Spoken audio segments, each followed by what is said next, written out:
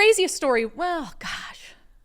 I was trying to think what the craziest story was when we were gone. It's kind of hard to compare anything to the lunacy happening on college campuses. But as far as like strictly local stories, the fact that the Washington State Democratic Party was outed for selling their endorsement in the governor's race to Bob Ferguson for $1 million.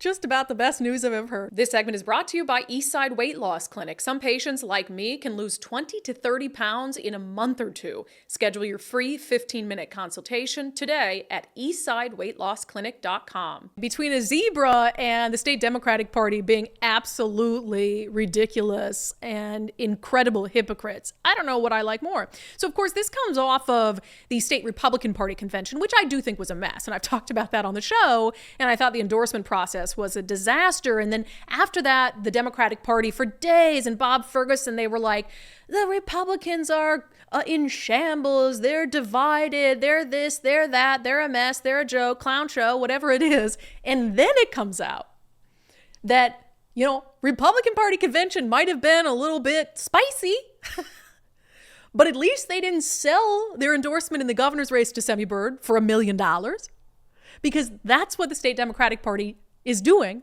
for Bob Ferguson. So the story comes to us from the Seattle Times. The headline, Mark Mullet says $1 million buy-in deal with Washington Democrats favors Bob Ferguson. The article describes what happened thusly. About a month ago, the state party privately told the two gubernatorial campaigns on the Democratic side that it was offering an early buy-in to the party's 2024 coordinated campaign, a combined statewide organizing effort to boost candidates up and down the ballot. The price tag for that buy-in? $1 million, with $500,000 of it due by June 1st. So not only is there a buy-in, there's a timeline on that buy-in.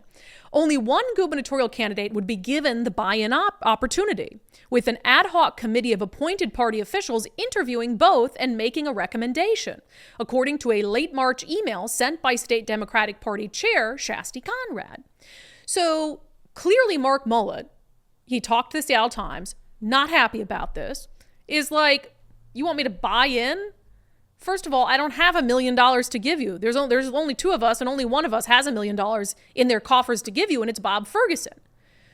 And the Democratic Party doesn't usually do this. They don't usually do an early process, pre-primary. And now not only are they doing it, but they're expecting $1 million buy-in. And look, it's because they know that they want Bob Ferguson. And instead of just saying so and saying, hey, sorry, Mark, we're endorsing Bob Ferguson, they use this really to extort money from Bob Ferguson, which I kind of feel bad for Bob in that regard, because they're like, hey, we'll support your campaign with all this stuff and all these resources and volunteers before the primary, but you got to give us $1 million. And they know he's the only one with $1 million. So they're not risking like Mark Mullet saying, okay, here's $1 million for my campaign. And now they have to endorse him because he doesn't have the money anyway.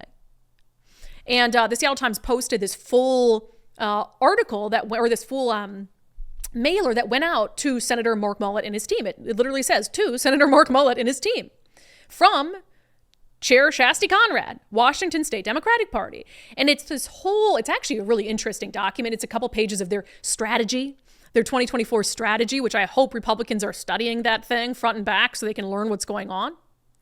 But then it says, in order to build a truly effective statewide program, we request a significant investment of $1 million from our top of ticket candidates. This buy-in guarantees inclusion in all of our get out the vote literature and scripts and benefits all Democratic candidates on the ballot by allowing us to execute an on-time full-scale program and maximize statewide get out the vote objectives. So basically, this isn't a quote unquote endorsement in the traditional sense.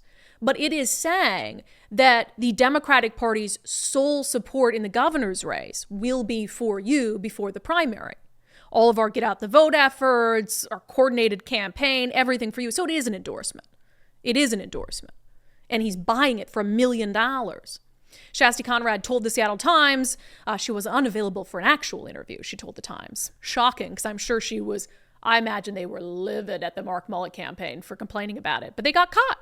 They got caught selling an endorsement.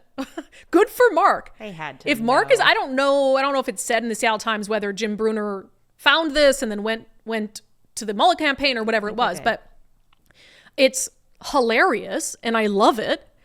And Shasti Conrad said to the Times, in an emailed statement, she all but endorsed Ferguson, saying Democrats are united and energized this year. Yeah, unless you're Mark Mullet or a Mark Mullet supporter, that doesn't sound too united.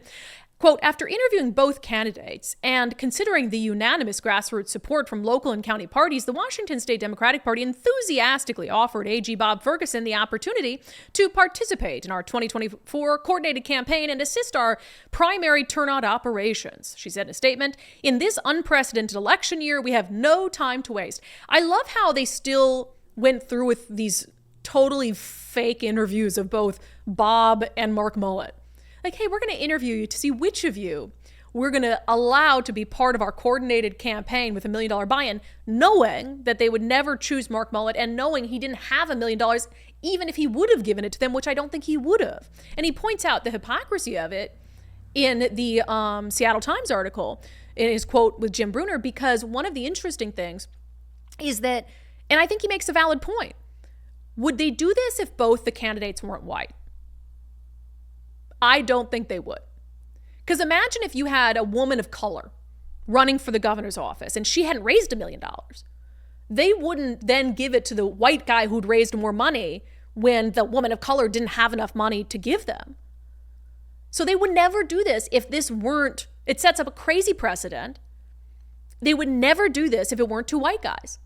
And so the Democratic Party is in no position to criticize at all whatsoever the Republican nominating process, because at least that was real in the sense that real people cast their vote and said, this is who I want to endorse, whether I think that person has a chance or not.